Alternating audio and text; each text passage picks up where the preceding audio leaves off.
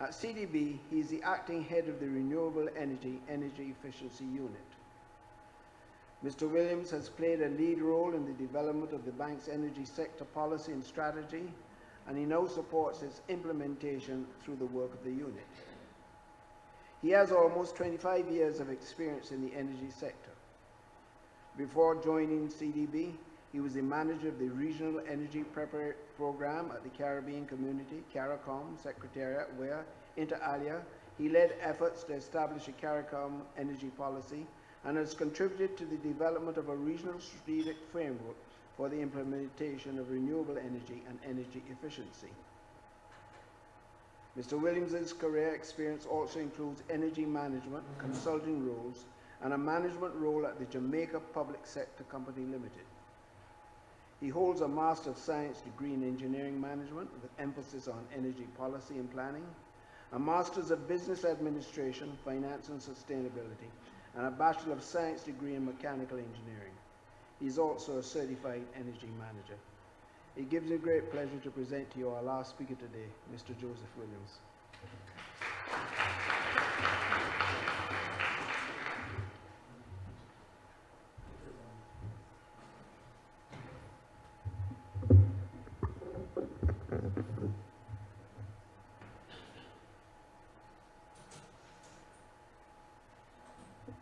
Good afternoon, everyone. I was trying to get my protocols in order, but I'm amiss, so thank you for your indulgence. Just want to thank you for the opportunity to be here today. I really feel badly about being late. I had a confluence of circumstances, and because I want to tell you that I respect your time, I must tell you about at least one of them. I communicated with your president and I did my presentation, and only to check last night to find out that we had a little bit of a change, so I had to change gears somewhat when I checked the program in terms of the title. So that was one thing. And then I'm to travel in another 2 hours, so I just found out that my credit card was canceled because of some unaccounted for transaction, so I had to be sorting the same out. So thank you so much for your patience, and I do apologize. But it's really an opportunity and a pleasure to be here to participate. I am really sorry that I missed some of the day's proceeding, but I'll try and see if I can catch up. So I've entitled the presentation, The Challenge of Stimulating, Funding, Implementing, Regulating National Renewable Energy Initiatives. Well, that was actually what was given, provided for the presentation.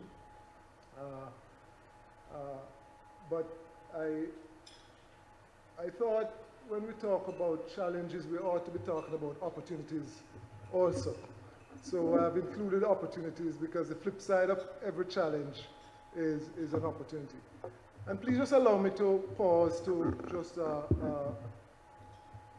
bring greetings from my Vice President of Operations and the President of the bank, both of whom I indicated that I will be participating in this very important program, to whom I indicated. So I just want to do that as a part of my preambles.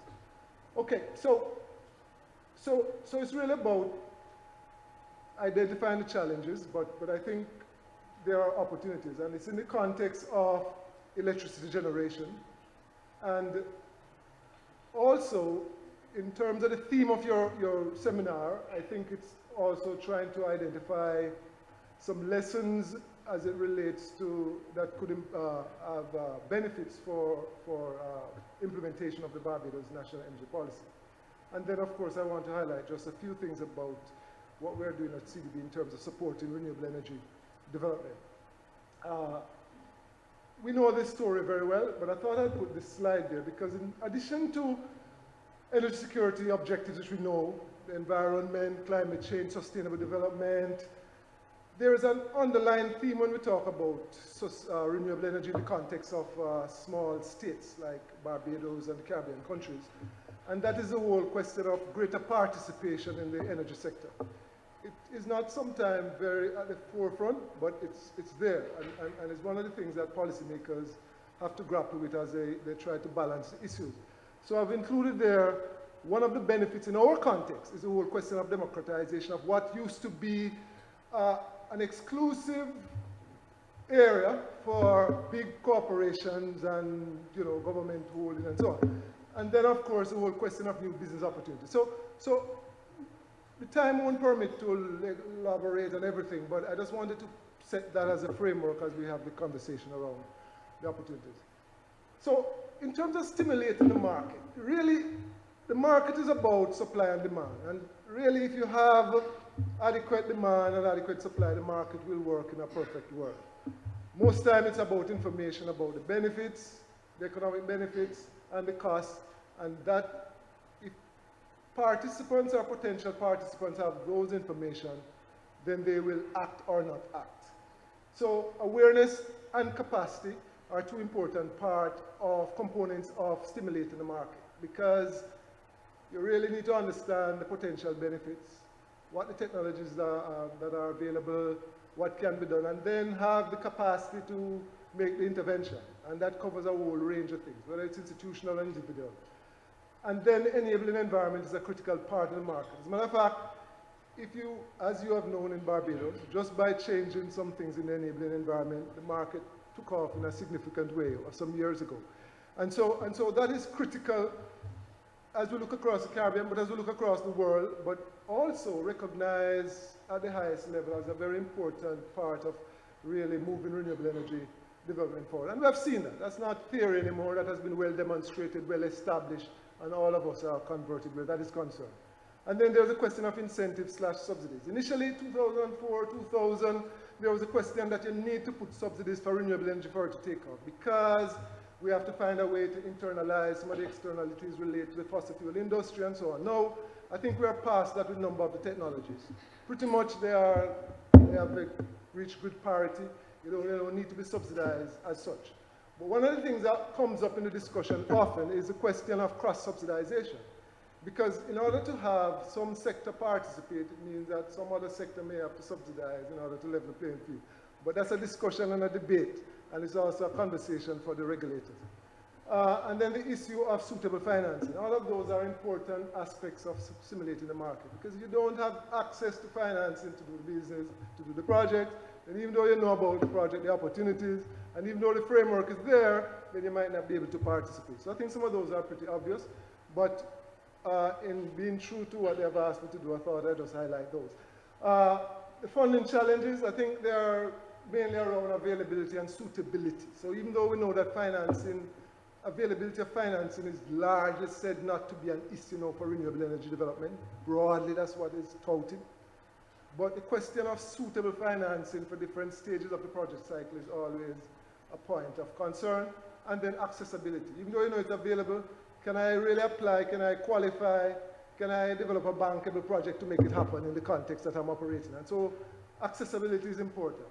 And then the issue of whether it's a public sector project, a private project, or a public-private partnership also I think is important in terms of the kind of funding that are available and being able to access them in a timely way. I don't think you can see this very well, but I tried to capture here some of the main instruments that are on the market and the institutions that would be normally involved. But the main takeaway from this is that in the early stage of most of the renewable energy project development, you really need concessional type resources, especially when you're talking about larger scale projects, and you're trying to work through pre-feasibility, feasibility, and it really requires, it's really risky. You're really not sure that anything will become of the project, but you really need to discover. And so that is where grant, concessional type grant, contingent grant instruments are important. And obviously as you get to the mid-stage, the debt financing can become more important. And institutions there, obviously a commercial bank and also development banks are important. We have a number of vehicles around. The Green Climate Fund provide both. So it has both loan resources as well as grant resources supplied there. Equity is also very important, as you will understand, especially in some cases important in the early stage of the project. But for the investors participating, obviously equity is more expensive than debt, and so you want to delay, minimize as much as possible and leverage the debt that you can use. Guarantees are found to be very important for some technologies, and they are increasingly more important, especially, well, more on energy efficiency side, but it's a very important instrument if we're really going to move the market significantly. What we're talking about here, again, I must revisit the context. We're talking about really scaling up in Barbados in the context of the ambitious goals that have been set. And so if we're really not just seeking to operate at the margin, but really make significant impact, then we really have to find a way to leverage some of these instruments to be able to unlock some of the potentials in the market for significant impact. So that's the context, and we're saying institutional resources are going to be important there. It's not just a question of local or the private investor, but you really need a platform where actors can access these resources in a timely way. This slide seems to capture some of that, but really from a different perspective, from the developer's perspective. And again, it points to the fact that in the early stages, you really have to find instruments that can help you to prepare the projects, get the project to the stage where they can become bankable. The challenge around project development is interesting, renewable energy, because really there are a number of things to take into consideration, especially if we're talking about scale projects. And solar PV, I would say, is on a certain path. If you have the framework, I think it is coming to a stage where it is pretty easy, pretty standardized approach can be developed to move that along. When it comes to other resource technologies, your waste, bioenergy, you really have to understand some of these issues because they can really be the difference between a project moving forward or not. And so the question of equity requirement, the financing terms, in terms of tenure, collaterals, debt servicing ratio that institution require, the legal technical issues. Resource assessment is going to be critical in all renewable energy projects. Again, for solar, information is available and it's not a big issue in terms of the resource assessment. But generally speaking, it's for the banks or the financial institution would want to have a certain amount of confidence in the quality of that resource assessment because the project basically turns on that. And then the whole question of approvals and permits. And in some countries in the Caribbean even, that can be a maze, literally a maze. People really don't know who to go to, then they keep going around, repeating steps, and it's really a challenge. So if, again, we're talking about scale intervention, really ramping things over the next decade or two, that administrative framework in terms of how people access the approvals and so on really has to be very clear. The rules of the game really need to be very clear. People need to understand how to go about what if there's an opportunity in the context of the framework that has been established.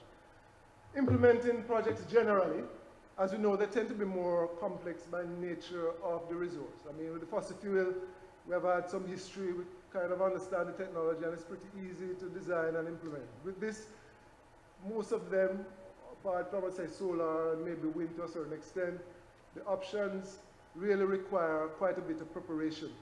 And then there are more risks across the project cycle. Upfront risk is significant, but even as you implement the project, it becomes important. The whole question of feedstock and certainty around that can be significant because some of those are impacted by weather, extreme weather condition, climate condition. Lots of changes can happen. And again, for the banker looking at the project, those are the questions that they would need to be comfortable with in terms of ensuring that the project will survive over 20 years, 25 years, 30 years. And so renewable energy interventions are, well, they come with that kind of challenge, one additional challenge here. And then, of course, for variable renewable energy, there are the issue of integration issues, which we know very well. Luckily, for solar and wind, battery technology has advanced significantly to the point where I think it's becoming less and less of an issue now. As a matter of fact, we are advocating at the bank that for most projects that we look at for solar, for scale project, really battery needs to be a part of it because of the experiences with the utility. And there are some real costs that are not necessarily provided up front that the utility sometimes has to carry, and it has to be some kind of a subsidy. So I think the variability is an issue and integration, but I think the technology is emerging to the point where I think there's a lot more comfort that we can do much better and have the kind of stability. And then, of course, the skills and experience. So most of these technology-specific areas, you really need people who have experience with not just the technology itself, but developing the project. The whole transaction, the transactions involve the legal issues, and completing these are important. And so in some cases, it means partnering with external investors to make sure that you can have a project that can move in a timely way and come to fruition. I tried to capture here again, not very clear, I'm sure you can't see, but I tried to capture a number of the stakeholders that we normally involve. We talk about land owners, equipment suppliers, developers, and utility off-takers. So the point, the takeaway though, is that you really have a plethora of stakeholders that have to be engaged. And to the extent that the framework is established, the administrative procedures are clear, and there's some experience, it can be a process that can be done smoothly. But outside of that, it can really be a nightmare for someone who has a potential project to get that to the point of implementation. And then I've identified a few other challenges that have been cited in our work and globally too, in terms of accessing, well, implementing in general, but some of it really relates more to financing. Scale of project is important for financing. For example, I just mentioned one of the challenges we have had is financing a project that is, say, under $2 million.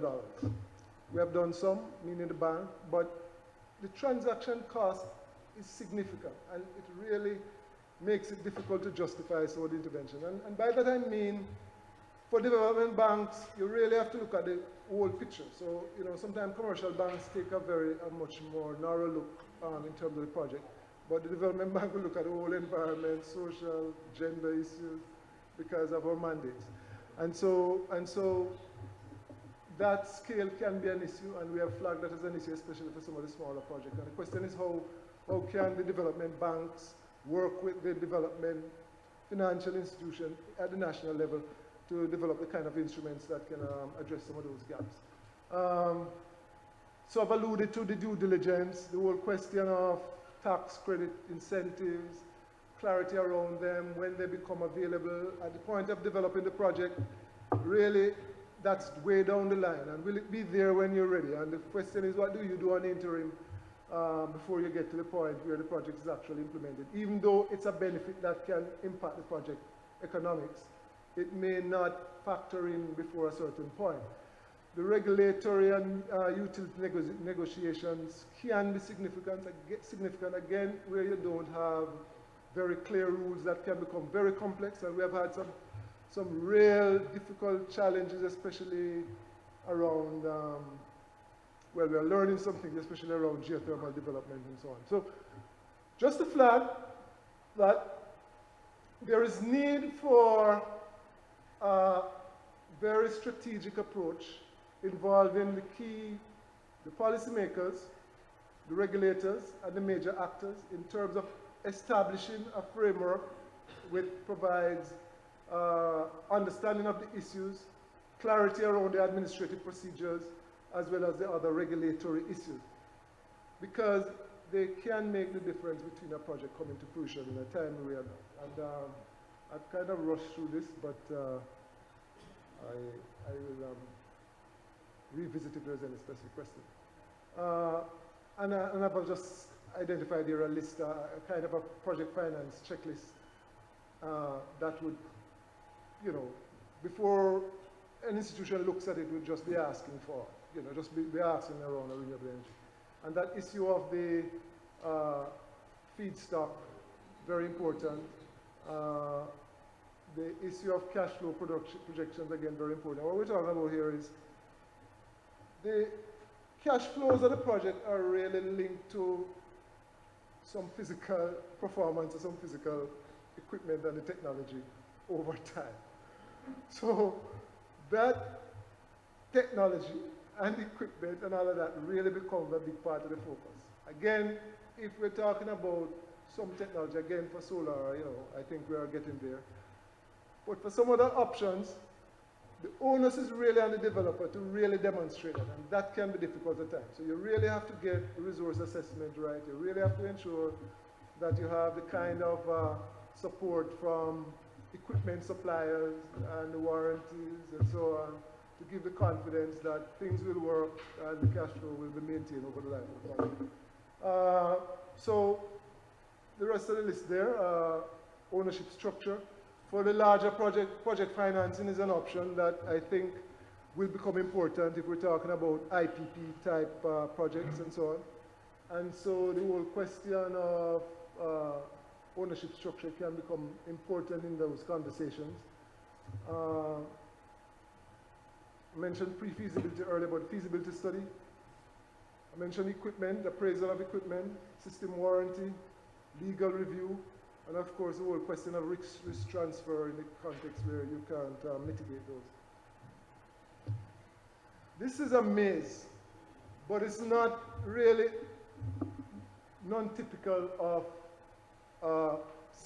large scale or medium scale or reasonable scale renewable energy project in terms of the actors that are involved, the agreements that need to be concluded, and the negotiations that need to take place. So,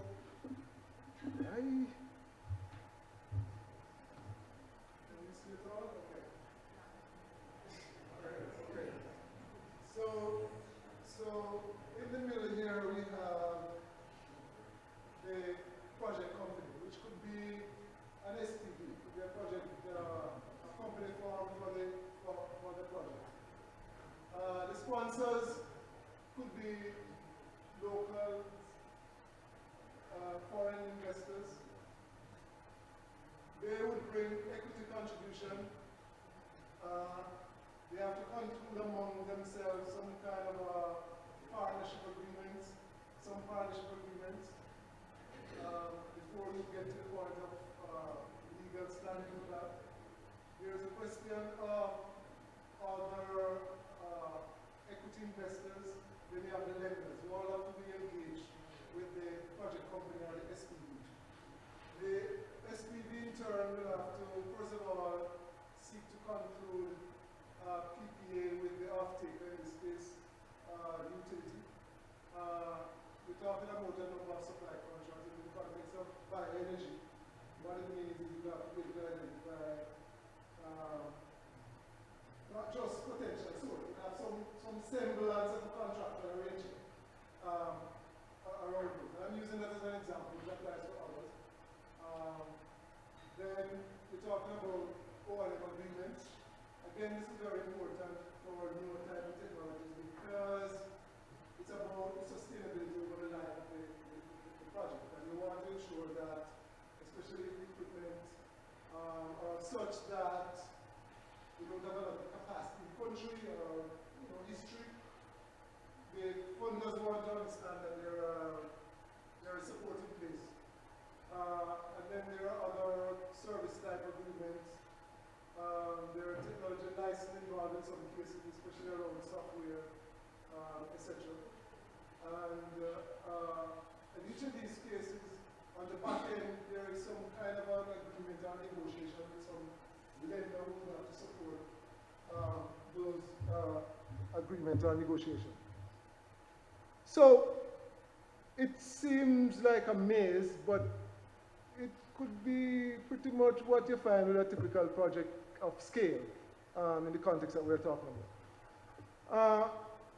I've captured here again just some of the broad risks that face renewable energy. We talk about the scale effects, new and proven technology, regulatory risk, VRE integration issues, and of course we now need to be considering significantly this issue of resilience, especially when you think that many of the solar energy renewable energy technologies, the footprint is much larger than the conventional form of energy sources, and it means the vulnerability sometimes is greater depending on the kind of weather we are concerned about.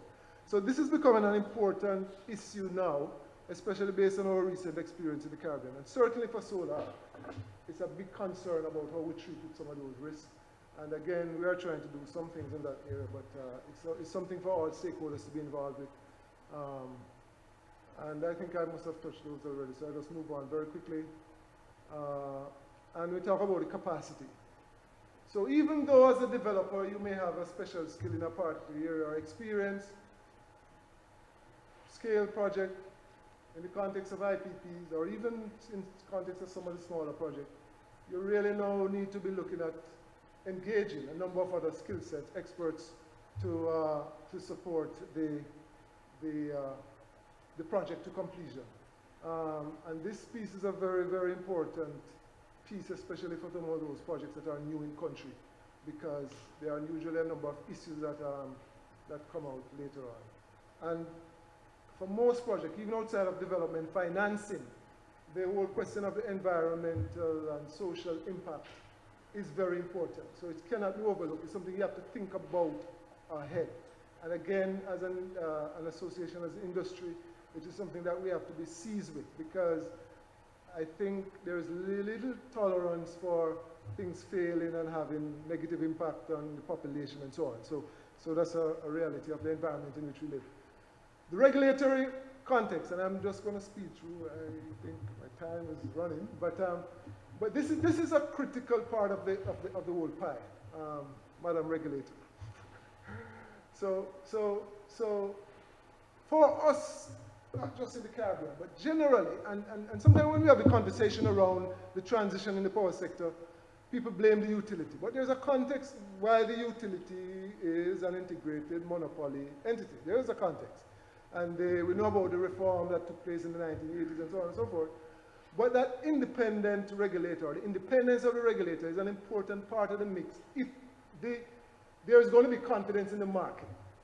If there's going to be confidence in the market, there needs to be a certain level of comfort that there is transparency, there is equity, and all the players have access and information is available, and so on. So one of the challenges we have had, well, let me just mention this quickly. So the issue around regulation, broadly, but also for RE, is the whole question of capacity. The instruments you need to use and the kinds of analysis you need to do to understand the equity issues and the pricing issues are far more complex when you're looking at the kind of technologies to be integrated in the system and the benefits and costs that they bring to the system. So you really need a little bit more expertise than the traditional look at the issues here. Because when you talk about performance-based type regulation, it's really, takes you a little bit beyond the normal standard approach. And then the whole question of the appropriateness of the instrument for the grid mechanism and so on. So for example, we know what has worked in Barbados and some of the countries. It may not quite work in some other countries. So you have to have the appropriate instrument for the market, and the question of how you evaluate that becomes very important. The independent regulator, really there are two aspects that really determine this independence. It's about how you report. Because if you report to the minister, sometimes it's a challenge in terms of confidence, right? I hope I'm not speaking out of turn. I can't remember Barbados situation, so I'm not talking about it. If the funding is from the public, it's also a challenge because, there are questions. And I'm saying public, and there are different ways of doing that. So I'm not saying broadly it's wrong or anything. That's not my point. My point is that when we talk about independent regulation, or the body or the authority, those are two things that come into question about the real independence. So in practice, you could have government funding of the regulator, and you could have reporting even to the public, to the minister, and it works. So I'm not saying it can't work, but I'm just saying generally talk about that. Those are the two main things that come into question. The regulator is a creature of the policy, so the regulator is acting in the context of the broader policy that the government has set up. And then the regulator is critical in the context of the integrated monopoly, which is seen by many people as an enemy, but is really a friend of us all because we need the utility and we have to make sure that things work. And the whole matter of managing issue of access and price. So for renewable energy, there are two critical issues. The whole issue is access to the grid and the rules surrounding that. And then the question is the price. What is the tariff? And is that clear, simple, understandable? Is there confidence? Is there long-term certainty and so on? Number of issues around that. But most of the challenges around the regulation come down to access and price. And a whole set of issues fall within that frame. And then the question of competition, transparency, performance issues, how you treat with those, regulation. They're all in the realm of regulation if it's going to work. The regulator have to think ahead, understand those issues globally, how they are treated, bring the capacity in place, give the confidence to the market, communicate that clearly so that people can then plan and make sense and know that there is clarity and confidence in terms of the project. And then the whole question of new technologies and new players, how you treat those, are very important. One of the challenges we have had is around the region now broadly, and I'm speaking broadly, is the question of unsolicited proposals. That has been a major issue in terms of renewable energy development. Some good projects possibly, but then people wonder whether it's the best price. Are we getting the best price for the consumer at large? And so the regulator, if the rules are set right and everybody understands that it's a level field and we get a chance to bid and the bidder comes out, it becomes easier for the projects to be implemented without the social challenges and the political issues and so on. And then the instruments, FIT, the feed-in tariff, is a very valuable instrument. I know in Barbados what you have largely falls within that fit. I know you said buy all, sell all, but really it's a feed-in tariff. The auction system has worked in Jamaica well, the IPPs and the PPA. Net billing is what has been promoted around the region because the net metering we didn't think was relevant for our market. It worked well in Germany, and a lot of the expat consultants were pushing that over 2004 to 2008. We had a serious push. I was personally had confrontations with that because that instrument, as good as it is not relevant for our market. You can't ask a utility to buy and sell at the same rate. Just think about it. There's a subsidy involved there. And so there was a lot of pushback. I think the net billing approach where you have the 2 meters and you have a tariff that reflects what you sell and so on. It's a better approach. The issue there, though, is really arriving at what that tariff ought to be that is equitable. But I'm just saying the mechanism, I think, is a more suitable mechanism for our market. But the debate is about, should it just be avoided cost? What should it be? And I think that debate is worthy within each country. But the instrument, I think, is a relevant one for our market. And then the whole question of tax and fiscal incentive, I think Barbados has quite a bit of experience with that, especially around solar water heating and so on. Just to see if I can speed up to wrap up here now, but in terms of the success stories we've had, when you look at the region broadly, I mean in the Caribbean, we have had not a huge success in terms of the performance, I think. And I know I'll get in trouble for this, but if I could give you basis for this statement. In terms of the performance of regulators broadly, I think Dominica was one of the first out of the block in terms of the reform and what happened with the regulator there in terms of setting up an independent regulation. And the reform in the sector, they follow pretty much the World Bank model of complete unbundling. But I think the World Bank also advised that for very small markets, complete unbundling is not relevant. You can't really unbundle a complete system for a very small market under 1,000 megawatts. But Dominica is under 30 megawatts. So that was a case where an instrument was applied where I think didn't work well, but that regulator has been one of the independent regulators operating since about 2006, I think. And there are questions, so you still don't have IPPs because of the size of the market, even though the market was unbundled. And there are a number of other challenges, again, related to size. St. Lucia is the only other country that has moved ahead in the context of a private utility to establish regulators, still in the early days. In the rest of CARICOM, we have some countries there that have regulators. And I think, generally speaking, Barbados, Jamaica, in terms of what has been done with instruments, I think are on the forefront in terms of the regulatory implementation of those independent regulatory framework. Haiti and Suriname, I think they are, without regulators, they are public. I think they are just now moving to set those up. But what I wanted to come to very quickly is just what are some of the instruments that we have found to have worked well. We know, and sorry about that number there, that number for Barbados, I stand to be corrected in terms of your PV capacity. So that's an error that needs to be sorted out. I think there was an estimate made earlier and it was left over. So somebody will give me the correct number. But we have seen what has happened with solar, both from the utility scale as well as the distributed generation. Very significant in terms of the instruments that were used. I think there are some important lessons there. And the fiscal incentive, the renewable energy rider, and the feed-in tariff. in Jamaica, the instrument around auction, net billing. Net billing seemed to have had some challenge, but the auction seemed to have worked well generally. There are some issues and some changes, but generally as an instrument, I think it has been shown to work. Limited competition in the market is happening in the context of Jamaica, and there needs to be a clarification around competition in the market and competition for the market. I think for most of these small countries we're talking about, what is relevant here is competition for the market. You really don't have sufficient players, you don't have the framework to have real competition at the generation level in the market. But for the market, I think is acceptable. Unbundling using the single buyer model, I think we have all settled that that's the way to go. The single buyer model where the utility remains intact, but you unbundle to allow generation to have the IPPs participating and so on. Target setting has simply now become a standard around the region.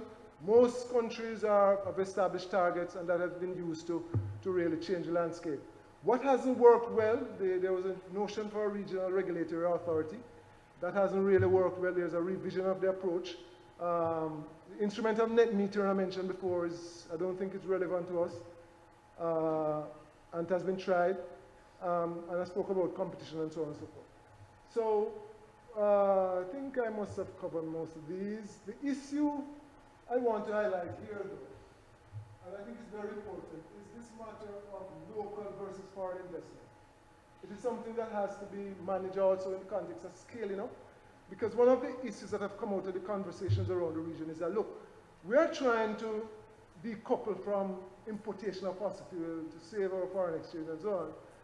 If you only have an imbalance where you have a majority of foreign investors, we might be back at the same place. You know, I'm just saying. That's a conversation that has been had. So that is something that is really critical when you talk about moving up and scaling up significantly. The issue of utility scale versus distributed generation is also contentious because, remember I mentioned democratization of the grid. It's under there. It's in everybody's consciousness. We need to be a part of the energy sector. And sometimes what happens, again, I have to be careful because I'm not saying the utilities are wrong in doing this. But many times the utilities will take an aggressive move to do as much in terms of large-scale generation, even ahead of the rollout of the implementation of the policy. Again, I'm not speaking about Barbados. I need to be careful. I'm just saying generally the experience around. But there needs to be the conversation, the regulator, the policymakers, around what is equitable. How much of that share needs to be in the context of the distributed generation where the broader populace can participate versus what the utility will do. Now there's an argument for the utility because when you look at the unit cost, the economic cost to the consumer, the utility makes a very good justification that it's more cost effective, equitable if they put the plant in because of how it spreads the cost and so on. Whereas for distributed generation, many times it's really those people who can, Madam Regulator, I have to be careful when I speak about regulator too hard.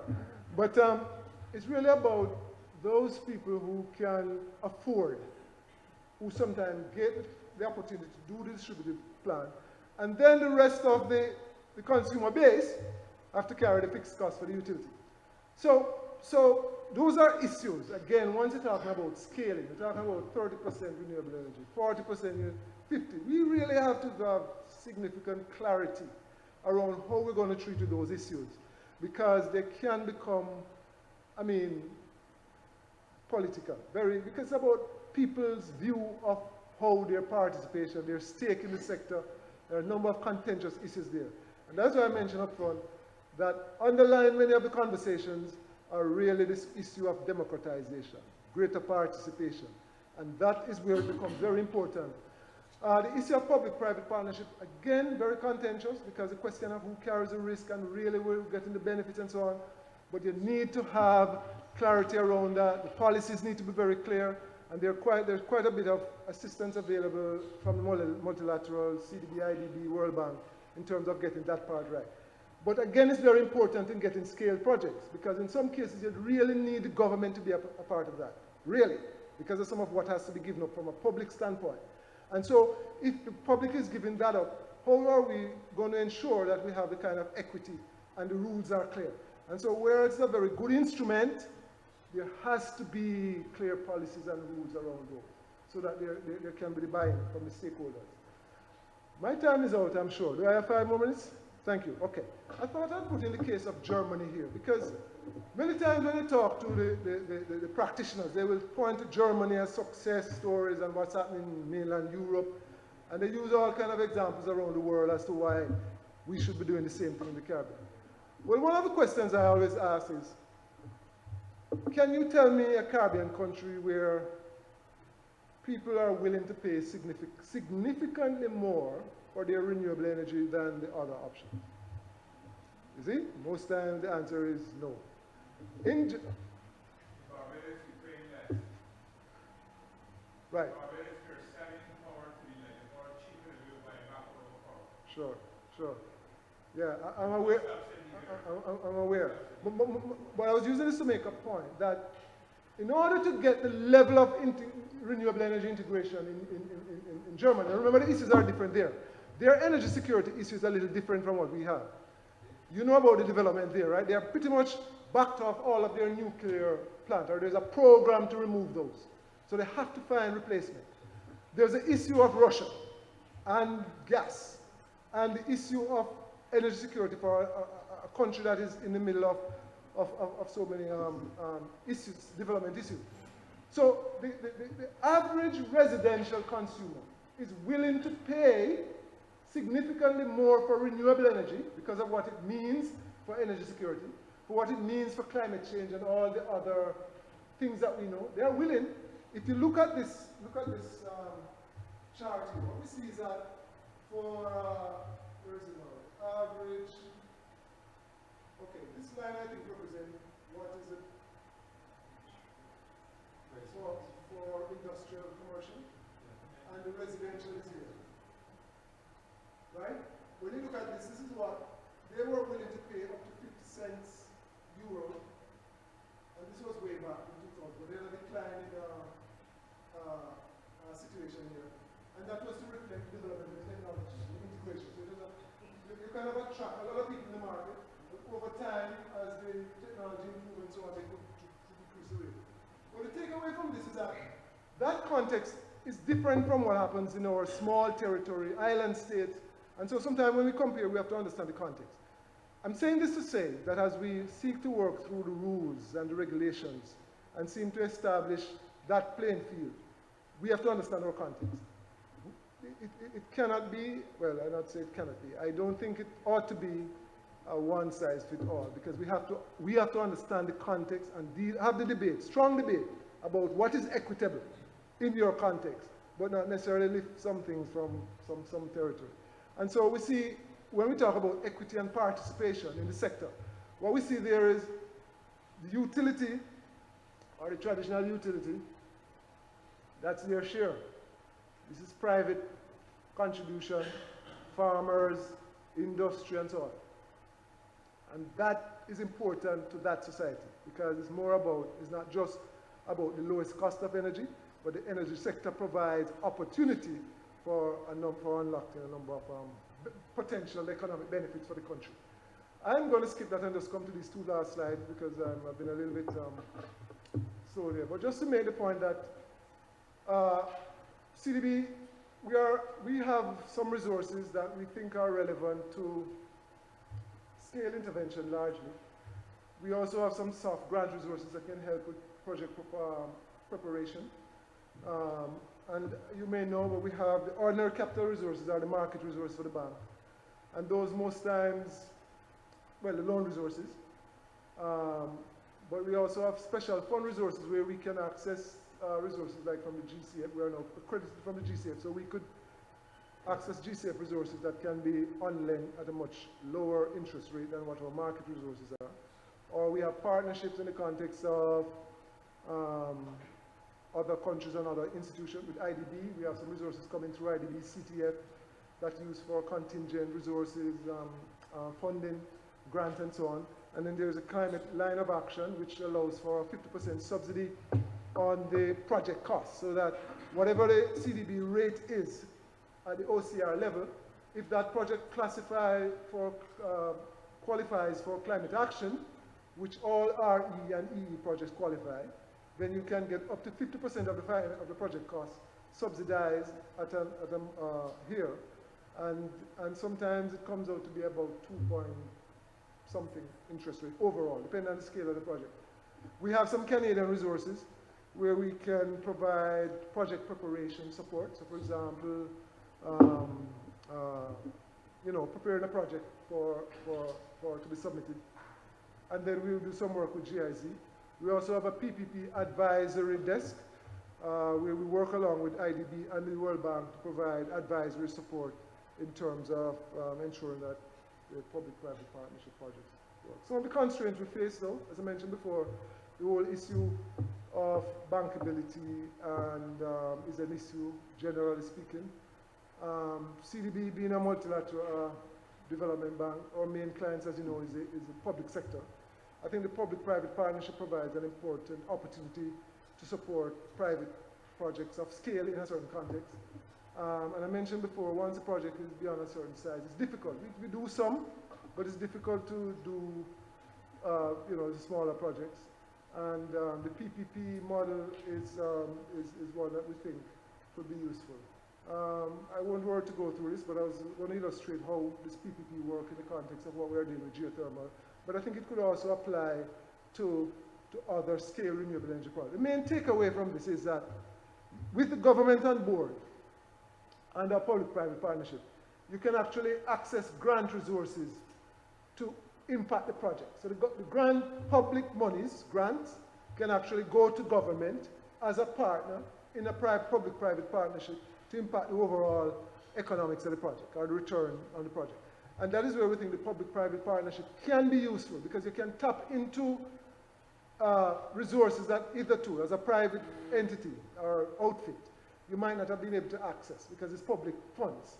But in the context of a well-structured public-private partnership arrangement, the opportunities are wider. And we are doing quite a bit of that around how we try to support geothermal development in Eastern Caribbean. Thank you so much for your attention and your patience. Thank you.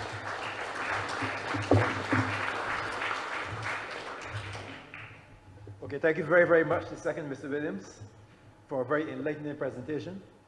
I'd probably have to apologize on behalf of BAP for trying to cram too much information into one day.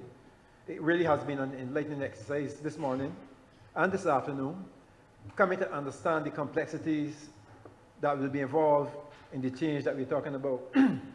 Mr. Williams just outlined, for example, what he called and what literally turns out to be a maze of regulations and approvals that are inherent in this changeover.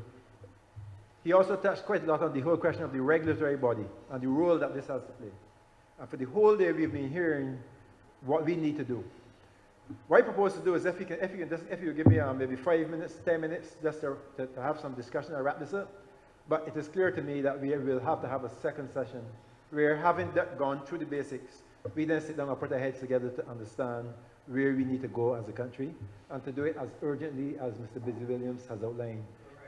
He was talking about deadlines like the end of this year, so to speak.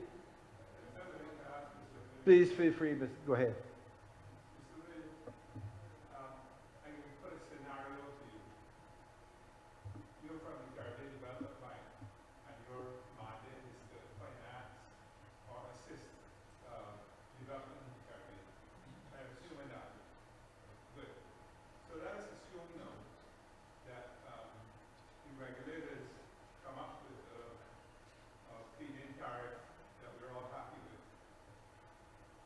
That is assumed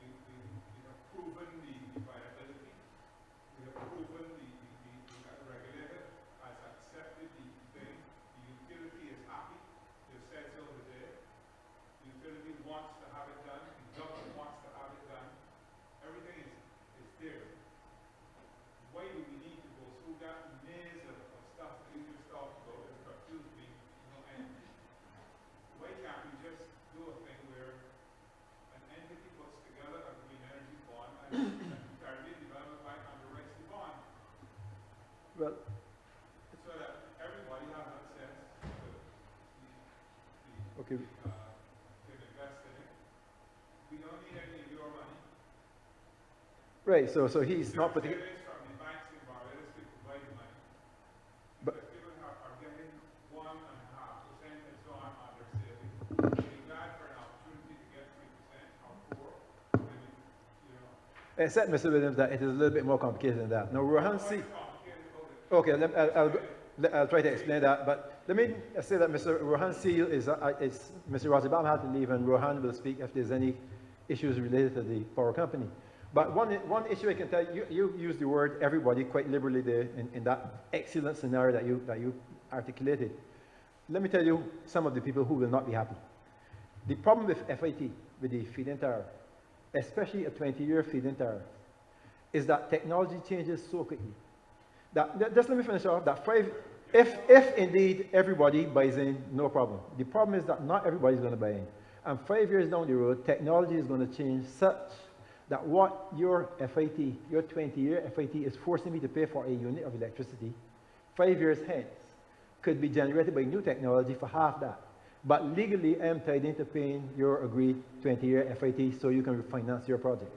Those people will not be happy. You have not read the Almeyer's report. The Almeyer's report says that only those projects that are registered and on At that time, at this time will continue to benefit. guaranteed for 20 years. But they will still be... Next year, as the technology improves, the tariff will be changed by the regulators. And the new suppliers will be getting at a different rate. Actually, as the technology improves, the price will come down. For the new producers. For the new producers, But the old producers will continue to benefit from the old higher rate. excuse me, sir, could you tell me any sane person on this earth who would invest the money from all the people inside there and the rest of Barbados, who would invest the money knowing that they're going to lose the money? Nobody. But Nobody, man. So right. real. So you just Real. thus no. So, what we've just identified is the problem that needs to be solved. It is not a simple problem. Otherwise, it wouldn't be a problem. The fact of Mr. Williams, the fact of the matter is that 10 years from now there is going to be a problem where you ask a person buying electricity to pay for rates that made sense 10 years ago. That problem needs to be addressed. I'm sorry to interrupt you, but this is very important. We're talking here about energy security. There's a price to pay for everything. Aha, so you're bringing new issues. Right, I agree. We're saying the same thing, you know, but what? We want to move ahead at the rate that we need to move ahead in Barbados. If you want to move ahead and develop the alternative energy industry, there's a little price you have to No, pay. you're absolutely right. Not a lot. We're saying the same thing. But what you're admitting is that it is far more complicated than the simplistic idea of... Complicated. It is complicated. Security, how do you quantify that? Right now, This is the same problem with Germany. You know, Germany, you are able to justify high rates. Barbados is on way down the plane in Germany. There's no subsidy in Barbados. Okay. There's no subsidy. The generators of alternative energy in Barbados are getting paid less than the utility is selling our power. Yeah, true. There's no subsidy. Don't be that. Yes, Stephen. Just to add to that, however, if you look at it in the mix of things, the amount of money, if there isn't even a subsidy, is so small compared to the benefit Right. that you're going to be given the other consumers over the period of time, that to me, if you really look at the numbers, you'll see It is not a big issue.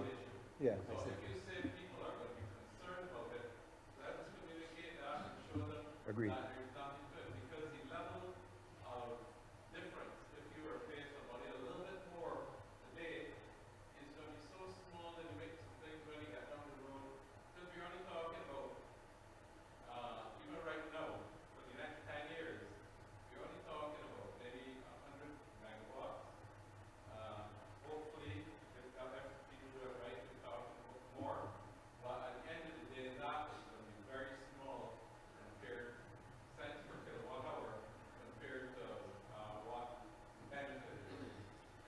interesting perspective, and again, I understand it from the perspective of the person who's coming into the market now. But you must admit there's going to be a different perspective to the future people who we need to bring on if we're going to get 100%. But it goes, Andrew, it is a complicated issue, and we need to put our heads together. And maybe this is a start for that.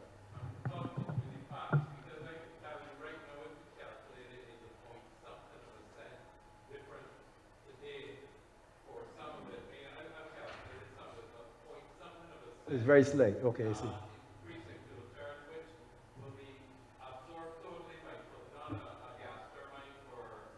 No, but there's also the new technology that is potentially going to come on stream down the road that's actually going to affect it. Yeah, but to get there,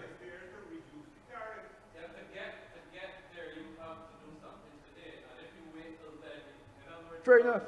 So we agree it's complicated. Andrew. Thank you, Trevor. I want to start with congratulating BAP for putting on this session. I'm not sure who the chief organizers, but I think it was really well done and very necessary. So I want to congratulate BAP for coming out the bushes, so to speak, and doing some real work.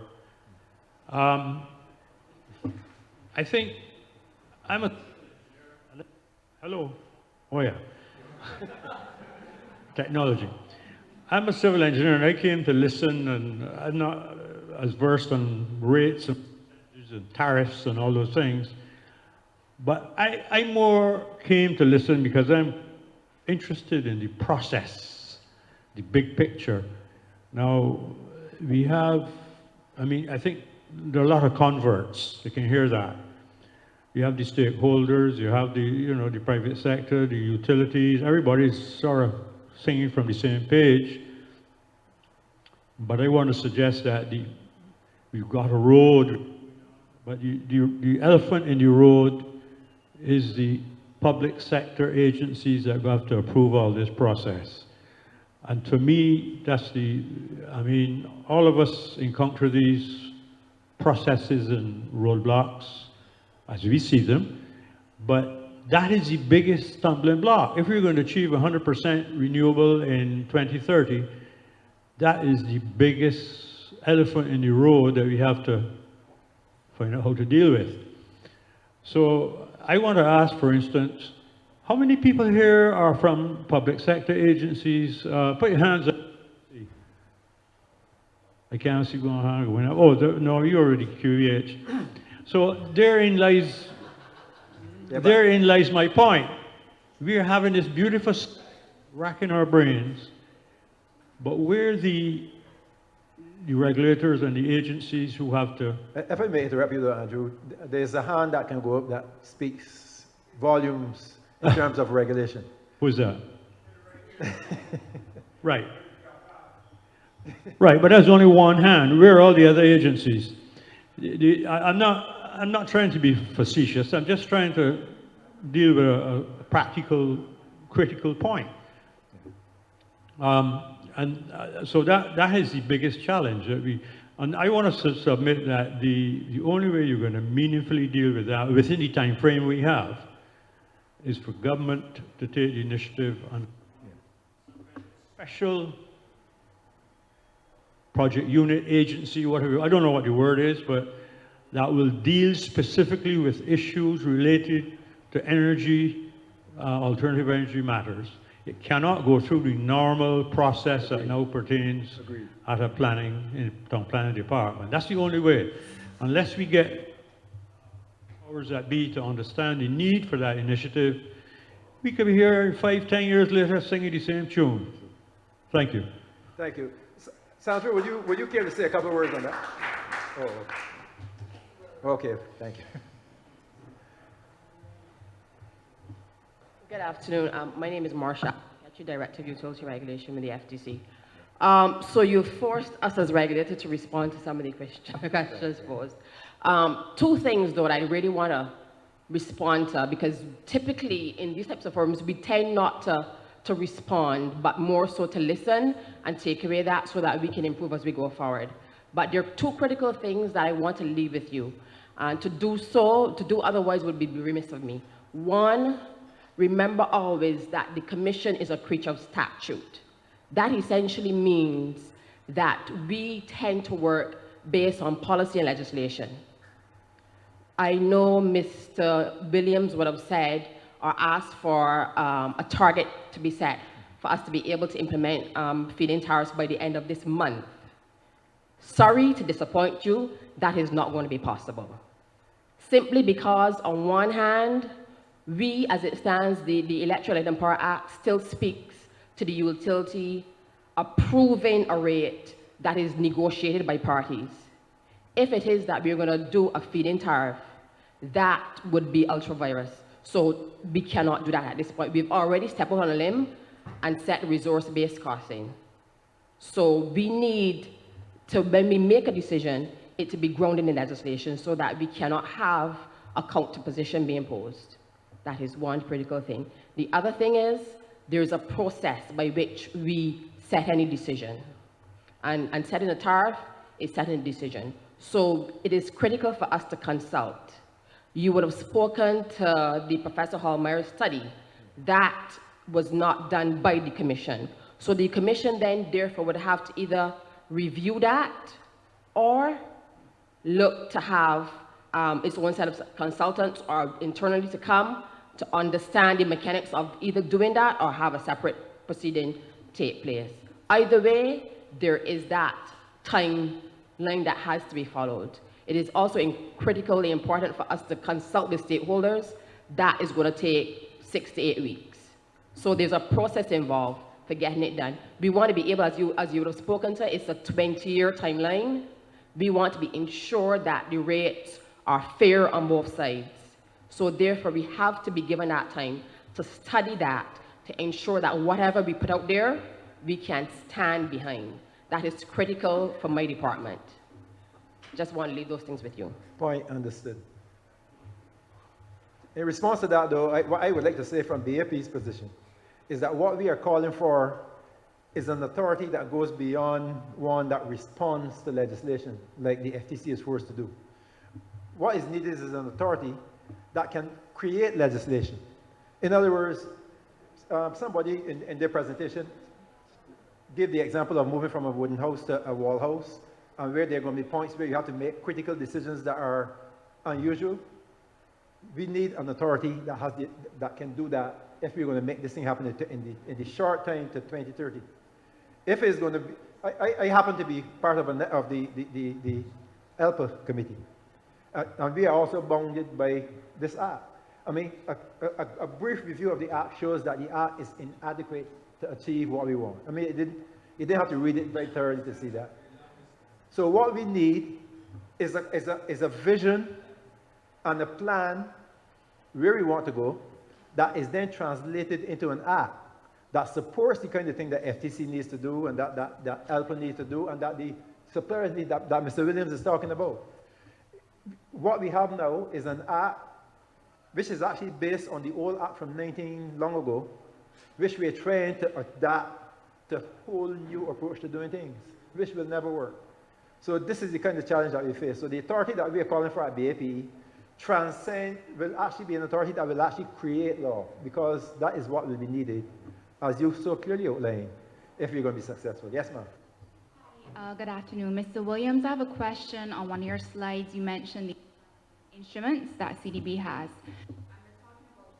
We're talking about the impact of permitting up things, or improving the process, or even looking at how legislation could be changed. So I'm wondering if there are any instruments that can allow us to do that through some kind of demonstration project. I know this is how development banks sometimes work. So you understand what barriers are. How can any of those instruments help us with that? I mean the funding instruments specifically. So you mentioned like a climate action line.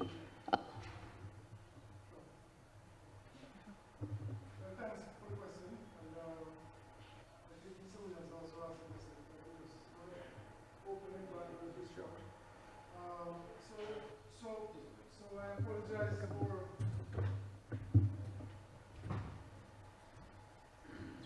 Apologize for not including green bonds here, because it's one of the options that is evolving. So it is on our radar, but again, like all development banks. We have to understand, learn, see the experience. So it's not something that is immediately being supported, but it's something that we have recognized that is evolving as an instrument that could be useful to make an impactful difference. So it's something that we are looking at, even as early as the next strategic planning period. The question you raised, the answer is yes. The grant resources we have for through Canada, we'll be happy to work with government or NGO or associations in helping to develop models or test or strengthen or reform frameworks that can help to move those along. I'm sorry I have to leave, Madam Master Chair. I have to